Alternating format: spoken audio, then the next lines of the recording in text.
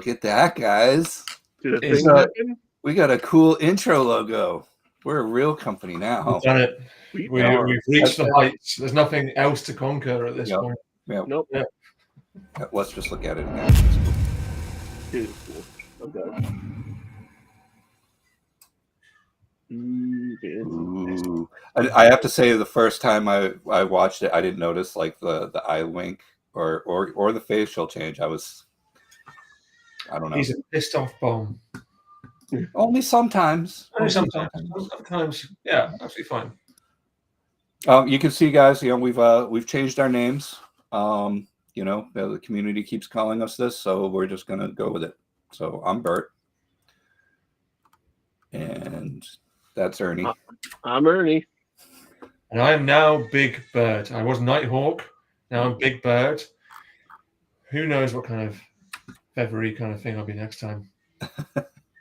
Apologies for the baby crying as well. It is baby witching hour here. Man, they do that. We always time it at the time. She's absolutely fantastic the whole rest of the time, and then she's like, "You guys are on live. I'm gonna lose my fucking shit." So here we are. I'm gonna keep muting just for now. And somebody just asked when Elmo will show up. So Elmo, because you guys know we do actually have an Elmo on our team. He's in the middle of some deep dive with the Epic guys about Unreal, and so he'll be along as soon as he's actually has time in his life.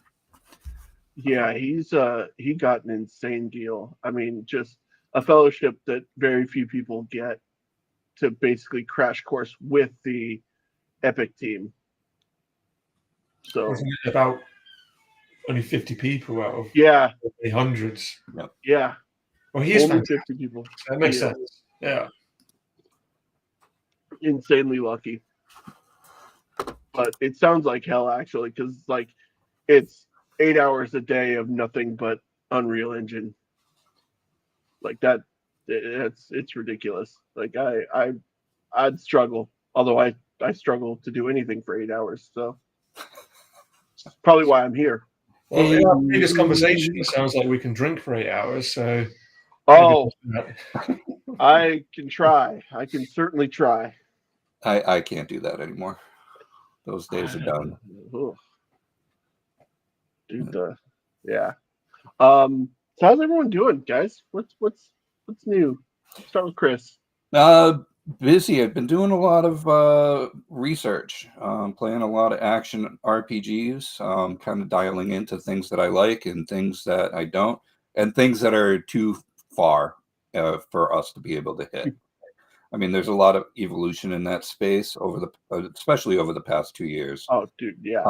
And there's just things that people are doing we just are not going to be able to pull off. But I think my darling at the moment is Torchlight 2.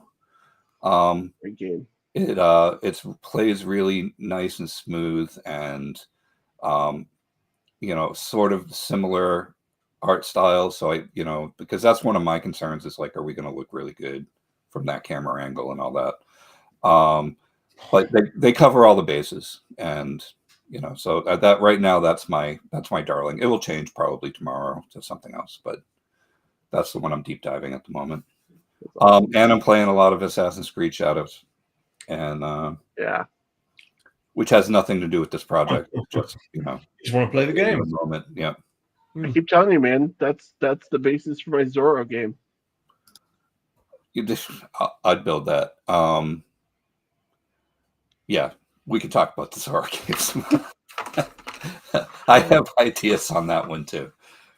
When we were talking about that yesterday, actually, I went into the public domain and looked up the original stories and all that stuff, and it's like, no, dude, there's a lot of meat there, and it's definitely could be a cool game. I'm telling you, man, Revenge of Zorro. I am. That is 100% game 2. What about you, George? What are you up to, man? Well, we've been doing a lot of document stuff. Yeah. Busy with that. We've been working on some trailer stuff as well, which is very exciting. That's all coming together really nicely. We've been looking at some gameplay stuff as well, which is very exciting. It's all very exciting. Each one more exciting than the last, It's true. which is quite fantastic. And then I've also been gardening today. Not so, Gardening. but there you go. Man, it's good to get outside. And how about you, Ernie? I'm good, man. I am so excited for what we're doing. We're going to talk a little bit about things that are going on. We're going to sneak peek that trailer today. I'm really excited for, and I'm excited to finally tell you guys a little bit more about the fuse box and how that's all going to work. There's just, man, things are coming together. I'm super happy. Our community's growing. It's getting louder. We're making progress on all fronts. I'm stoked. It's not just egg chat as well, double egg chat. There's there's extra things to talk about, which is great. Exactly. On that, what's our next topic? Dun dun dun. Puzzles, guys. This kind of all came together really quickly. Like yesterday. I mean, it took one message, and then we were like, okay, let's have a meeting. So I'm really happy. I can't announce the full details yet. Legal's pending and documents need to be signed. But essentially, what's going to happen is puzzles are coming to our ecosystem. We are going to be partnering with them. I am so stoked to see what we can do. Bring some of the new modern AI into our ecosystem, into our platform, into our games. We have a bunch of ideas, and the puzzles team is in our community now, and they're hyped up. It's going to be so good.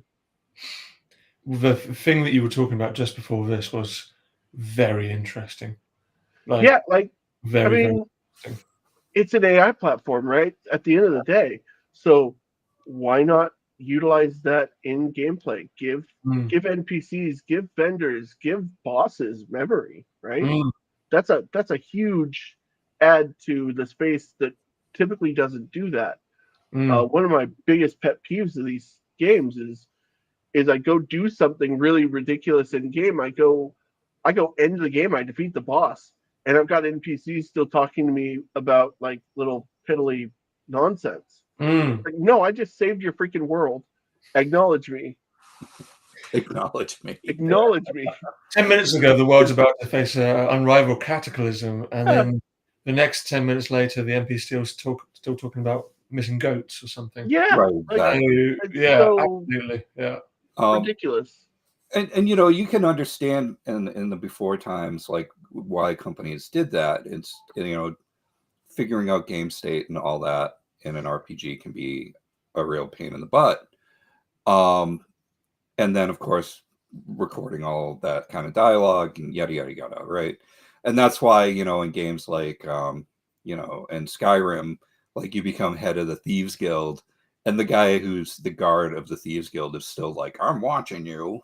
He never acknowledges the you're now the head of the Thieves Guild. Yeah, I'm the freaking boss, man. In your ass now, right? Yeah. And it's like that's just always one of those things that ends up falling off the plate, right? In old school development. Some of the things that we were talking about yesterday are very exciting.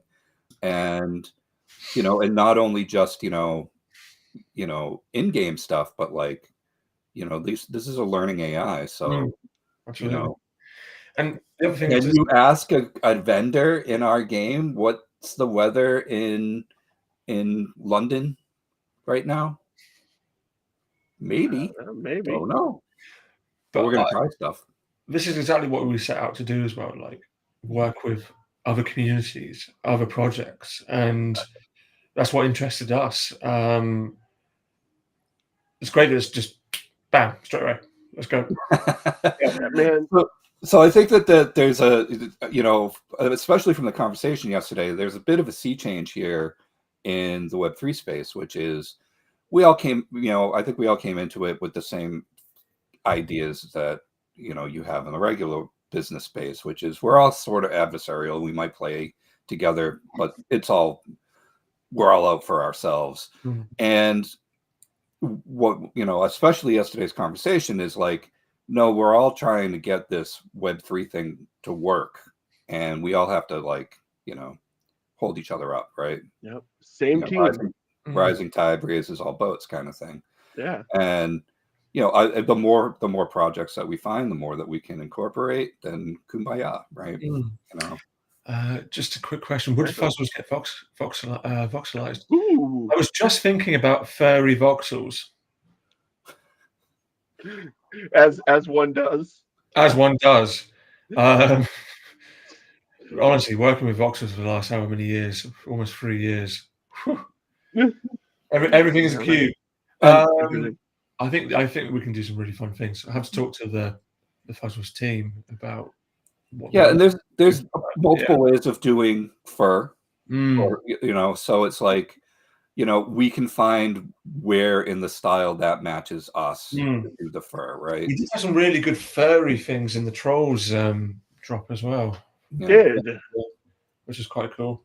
But yeah, it'll come down. We're going to work tightly with the developers of the Fuzzles. We're going to work very close with those guys. So we'll find a happy medium if we have to, or we'll bring them all over to our style, or we'll use theirs. It's what's going to work best for both projects.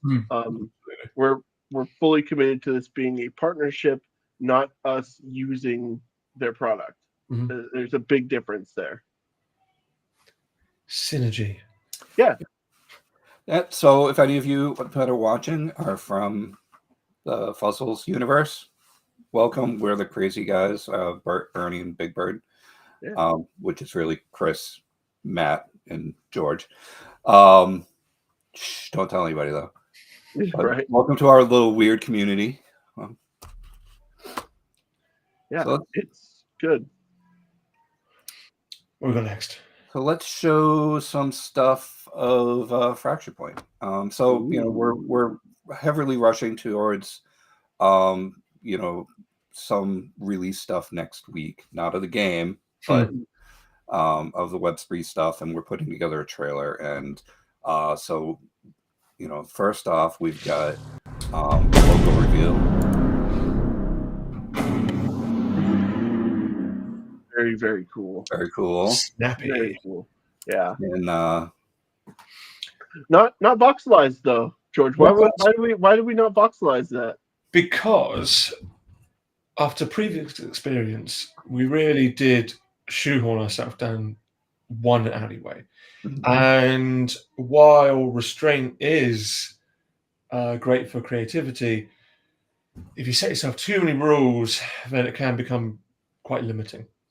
And the whole thing behind Fracture Point, the actual kind of lore in the game itself, is a coming together of disparate things and different areas and stuff like that. So it's just giving ourselves a bit more playing space, a bit more future proofing, which would be fantastic. Yeah, that was for a big things like puzzles, for example, and stuff like that. So yeah. But I really like, and Matt, you did a great job with the name of Fracture Point because it's got so many meanings. Which looking forward to talking about more in the future. I think that was a conversation where at least I was having beverages and I was talking to Chris. So, sometimes good ideas come from that. Absolutely. I'm drunk right now. Shocking. It's 12. It's noon right now, so I'm still on coffee. So we got a couple other things to show off here when it comes to the game. So here's a little piece of the reveal trailer. Ooh. It's really short, but very short. There is a couple of Easter eggs in here, so keep your eyes open, folks. I'll supply the music. Yes, okay. I don't think we can attach music to this. All right. Yeah, Here, I'll play it again, Matt. You do the music. Ready? 3, 2, 1, go. We don't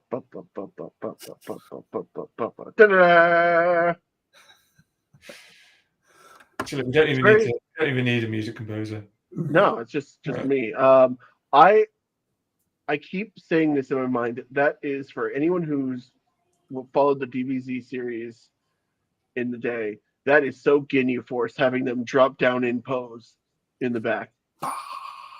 Yeah, that is incredibly. Like, I almost want them to break out into like dance. We did have it so that one of them actually slipped and fell. See? But I wanted to That's actually show funny. the character. So No, we can be a little more serious with this one. That's good. I like it. Show it again. There is a gag in there, but yeah. So if you take a closer look, there is a little Easter egg in there for our community. Mhm. And here is, drum roll please, our first super early. Oh my God, we're not even alpha. Please don't kill us. But here's our first look at what we're thinking gameplay is going to look like. This is showing some interesting stuff, though. Like the idea of, first of all, lightning guns. I love this idea.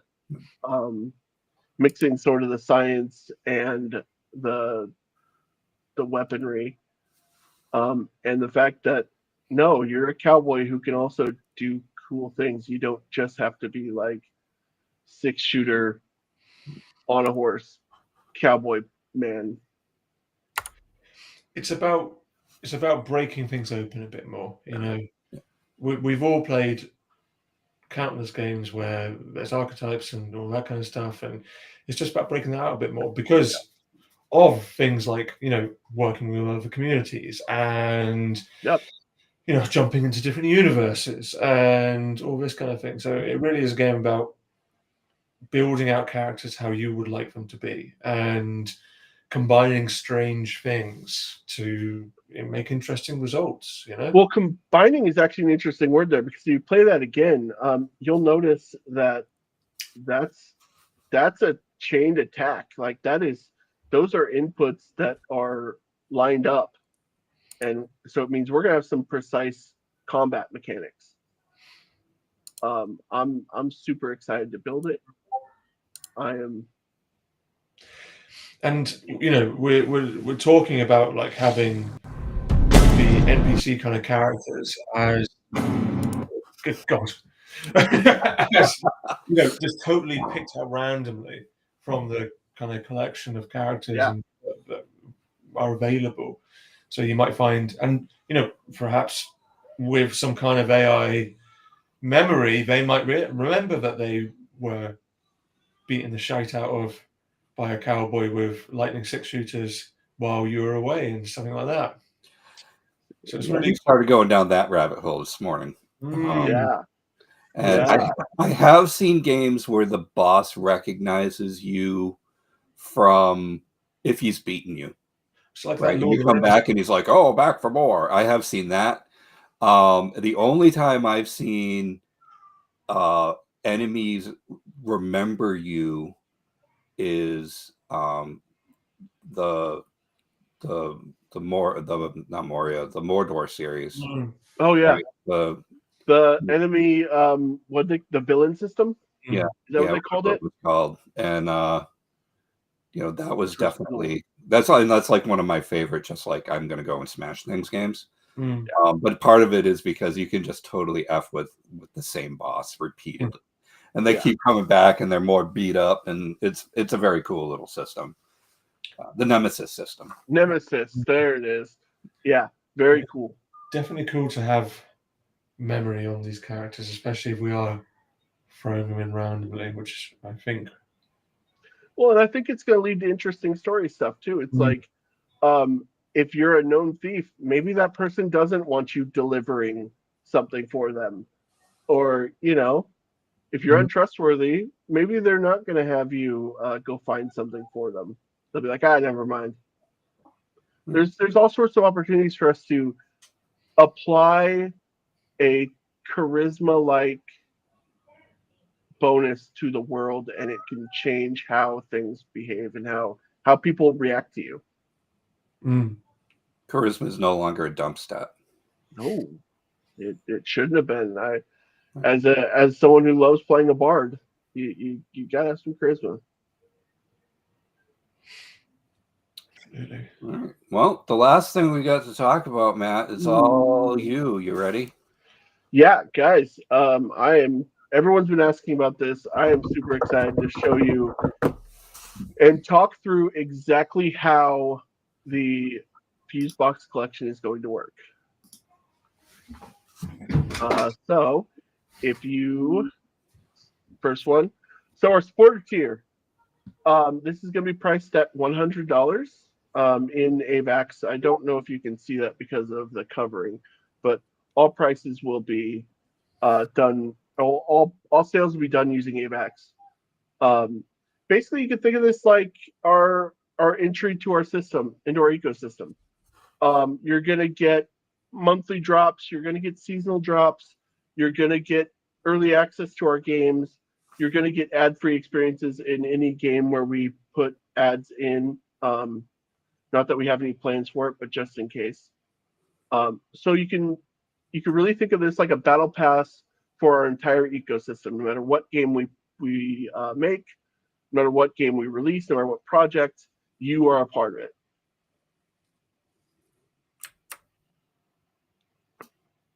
Next is the member tier, 500 USD. This is a little bit extra. You're going to get more rewards, enhanced rewards. You're also going to get into our reward distribution pool. And what our distribution pool is, to put it simply, is that when somebody purchases something in game with premium currency, 60% of that goes to a pool that goes back to our members, collectors, and founders at certain rates. So you're actually getting you're getting rewards back for helping us early. The collector tier. This is all about people who want to collect NFTs, show off gear. This is kind of your big time players, your true gamers. Your power users. This is sort of for that tier. You're going to get cosmetics that no one else can get. You're going to get a 3x multiplier into the reward system, which means that when a member gets theirs, you're going to get 3 times whatever that is. You're also going to get collector exclusives. So you think about areas that are only for you guys. Think about quest lines that are only for you guys. It's going to be a big draw. We're going to make sure you guys are really taken care of. Finally, our founders tier. There are only 400 of these available ever. We will never make more of them. You get all the benefits of every other tier, plus a 6 times multiplier in the reward distribution pool. You're going to get things, exclusive drops, exclusive seasonal crates, everything like that. You're also going to get exclusive AMA invites. So we are actually going to be working with our founders directly. There's going to be weekly or bi-weekly streams that are just for you guys to talk with me, the tech artists, the animators, and kind of work out exactly what you guys want to see in game. You're also going to get a name credit in game.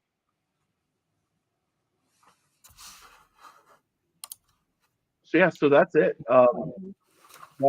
That's our entire system. I want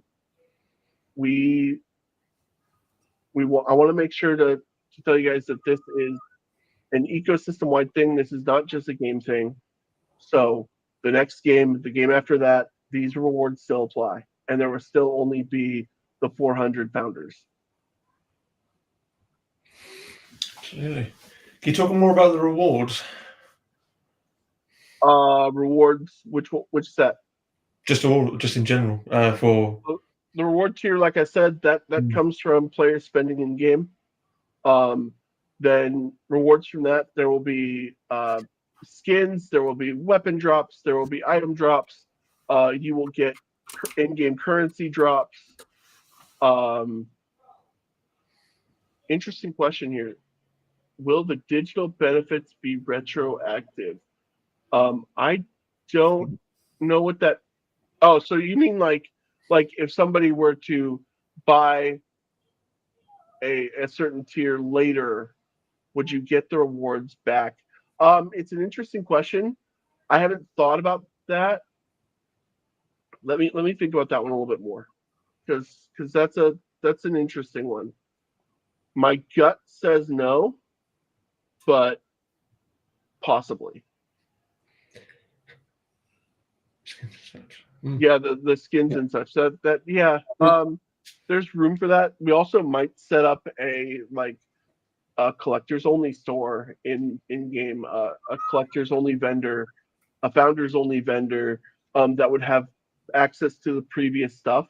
So there's possibility there.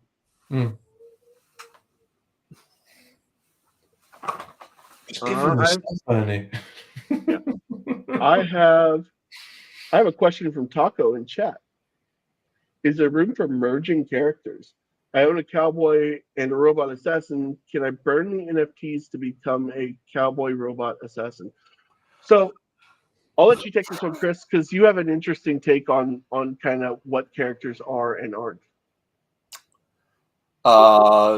So one of the things that I've been, and this was directly because of the line that we did with the last company, is I don't want that person that you're playing, the cowboy or the robot or the cowboy robot, to be dictating gameplay, right? It's a little bit more than a skin. They will have bonuses attached to them and whatnot. They're gonna have things that they're better or worse at. But can you merge the two? Game 2. I mean, it's not the tech part of that would scare me. It would be the art part of that would scare me. Because that means that George has to take a cowboy and every other character and then make an amalgam out of those, and then again, and then again, and then again. Our system's not set up to do that. Like Spore, you could probably pull that off. Everything was modular. But so I would say right now, no. If you want a robot cowboy, ask. And that's part of the gig here, guys, is that we're that open with the community. If you're like, I want an angry pig bird, whatever that is, our lineup isn't concrete yet. If you want weird stuff, we can build it. Art is our superpower here. So nothing related to another IP, please. I don't need somebody asking for Darth Vader, and I feel like that would be the first one. It'd be a short-lived project, guys. It would be. Hey, man, I mean, I love nothing more than a good lawsuit. Yeah. My favorite thing. But could we make a angry space villain that carries a vibro axe that sort of looks like Darth Vader? Yes. That's the thing. The way that we're looking at this is that you build your character how you want with the weapons that you find or earn or things like that, So you can become a cowboy robot assassin the way that you build it. Right. Yeah. The it's just skin wise. We're like, that's the clothes you like to wear. Mm-hmm. Yes, they'll have some bonuses attached to them because we haven't really talked about this yet, but I'm going to assume that when we get to our NFT character discussion, that we'll do rarities and all that stuff. And then of course, if you're running around with an ancient skin, you start the game with better bonuses than you didn't, right? Yeah. And actually, that is a question that Grok is asking in the live questions, which is, can we buy characters? We will be making characters. Oh yeah, definitely. Yeah. We will be making characters. I don't know TBD on whether they're sold or whether they're free. There's going to be a jumble there. Mm-hmm. One of the big things that I want to do is I want to make sure that this game can be played without spending money. Absolutely. So we want to do that. And on your point of skins having bonuses, I do want to say though, you're still capped. Like think about the D&D world. It's like you can be the most badass level 1 possible, but you still only have like 1 hit point. You still got a D4, man. Like you can feel great and have the best fiery sword ever, but 1 D4 still kills you. Right, but it's still an upgrade, right? It's So, yeah. Here's a good example: is I game the system in Baldur's Gate 3 every time I play it because you can get, a flaming greatsword in the second room of the game if you cast command drop on a villain that you're not even supposed to fight, right? But Yeah. it's like, I know that cheese in our world, that an NFT could start with that, right? So you're getting a leg up. But you still have to go through the process. You're not going to get but hey, you this still suck character's because you're level 1. done, right? Yeah. You're not going to get this guy's done, and you don't have to do anything to him. Exactly. Yeah, no pay to win mechanics. That's going to be a big thing for me. I want this game to feel as punishing as it should, no matter where you start. Properly punishing, The true thing is that devs just want to kill players. Well, yeah. I mean, that's the Sort only of fun I true. get. I just want to make otherwise- loads of characters. So Yeah, and I just want to kill them. Every single one.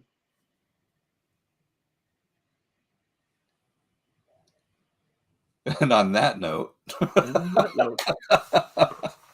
Matt's a mass murderer. Sometimes in game. I want to clarify that for any FBI agents listening. I have not been known to do any crime. So I have a funny story about saying dumb things like that out in public. When I was at GDC in 2002, so post 9/11, it was in San Jose at the time. And we were on the train going to the convention center, and we were talking about bad sidekicks in games. And my least favorite sidekick in games of all time is the little kid that is the guy who talks in your ear in the game Sin. He was so annoying. And I said very loudly, like, I just want to fucking kill that kid. And then I looked around and the whole train was just staring at me. So be careful what you say, folks.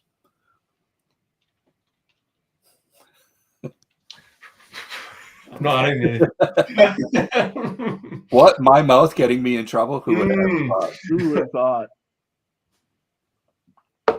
Yeah, and Grok, I know you want more detail, but we're still way early. He said that he wants to know what gameplay bonuses for each tier. They're going to be drops. They're going to be skins. They're going to be weapons. There's going to be items. It's kind of the standard set. None of that is set in stone. We're still in pre-production. So if you have any ideas, feel free to throw them out. Yep. Yeah. Anything into our Discord, we do read it all, and we are paying attention, right? Like, I'll be honest, this game changed because of our conversations with the community. This started as a mobile game, and then it became a turn-based game, and the community convinced us, no, we really just want to hit things with sticks and make it an action RPG. So that's what we're building. This is a journey for all of us, and that includes you guys. And so any ideas that you got or what you think is fair when it comes to rewards, send it to us. We'll definitely take a look at it. Yep. We have a question. When will the NFTs go on sale? That's a little bit TBD. We are finishing up the trailer. We are finishing up some of the site stuff. There will be an announcement before that happens. I promise. Real soon. Real soon. And then when it comes to characters and other NFTs, we'll start mapping that out as we get more clear into what we're building with the game here. But again, if you have ideas of characters that you think would be awesome to play around with in an ARPG, whether that's a player character or like this cool enemy, send it over. We'll take a look at it. I've definitely have my own stable of enemies that I want to play with, but I'm always open to as many ideas as possible. Yeah. Answering people in chat. All right. Anything else, guys? What questions do you have? What answers can we provide you? We have one from Hutch. Does being the most handsome games team in history make it difficult? Yes, it does. It really, really does. The distraction is wild. That's why we do a lot of talking with the camera off. It's true. Yeah, we just Yeah. unreasonably myself staring directly into Bert's eyes the whole time. Otherwise we get caught just staring at each other, and it's makes meetings hard to deal with. Wow. Thanks, Hutch. We miss you, Hutch. Yeah. Perfect. All right, guys. If there's nothing else, I'll probably jump into the event space on our Discord for a little bit, hang out with you guys. If there's anything else you want to ask, digest, see, just let me know. Mm. And this the characters have sidekicks and pets. One thing I freaking love in Torchlight 2 is that llama pet. I think it's the best pet ever in a game. So maybe, that just becomes a scope thing. But I've always liked pets with utility, right? Bring stuff back to the store, or they pick up gold or whatever, right? Like, takes care of some bullshit you don't want to do, right?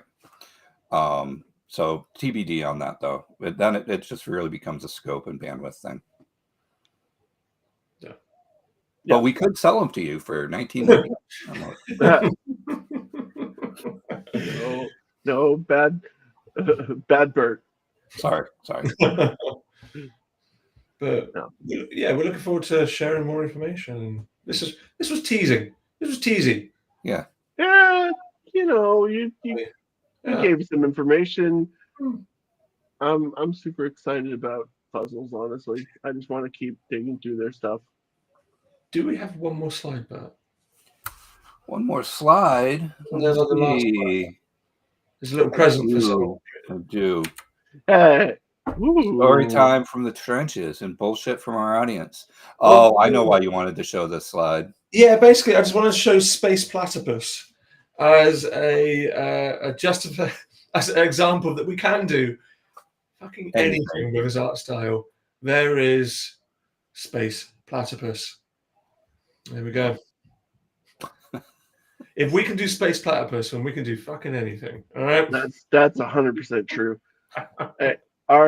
The art team is incredible, and they love doing this stuff. Yeah, Hutch says Splatipus. Yeah, Splatipus.